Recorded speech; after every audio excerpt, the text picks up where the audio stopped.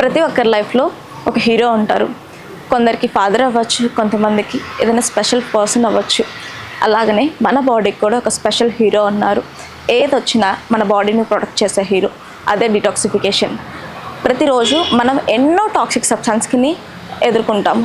వాటన్నిటిని న్యాచురల్ ప్రాసెస్లో తొలగించేదే డిటాక్సిఫికేషన్. మీ అందరికీ అర్థమయ్యేలాగా ఒక చిన్న స్టోరీ ఫామ్లో చెప్పుకుందాం. హీరో వచ్చేసరికి డిటాక్సిఫికేషన్ తెలిసిందే కదా. ఈ హీరో వాళ్ళ ఫ్రెండ్స్తో కలిపి ఒక గ్రూప్ను ఫామ్ చేస్తాడు. అదే మైక్రోజోమల్ సిస్టమ్.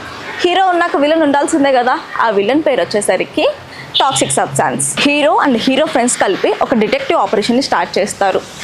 విలన్స్ ఎక్కడున్నారు, వాళ్ళ ప్లాన్ ఆఫ్ యాక్షన్ ఏంటనేది కనిపెడతారు. సెకండ్ హాఫ్లో ఒక స్పెషల్ ఫోర్స్తో అంటే ఎంజైమ్స్తో కలిసి వాళ్ళని పట్టుకుంటారు. అంటే మన బాడీలో ఈ ఎంజైమ్స్, గ్రూప్ ఆఫ్ ఎంజైమ్స్ కలిపి టాక్సిక్ సబ్స్టాన్స్ని వాటర్ సాల్యుబుల్ ఫామ్లోకి చేంజ్ చేసి మన బాడీలోంచి యూరినేషన్ నుంచి లేదా బైల్ నుంచి బయటికి ఎలిమినేట్ చేస్తుంది. ఈ డిటాక్సిఫికేషన్ జరగడం వల్ల మన బాడీకి ఎన్నో క్రానిక్ డిసీజెస్ని రాకుండా ప్రివెంట్ చేసుకోవచ్చు.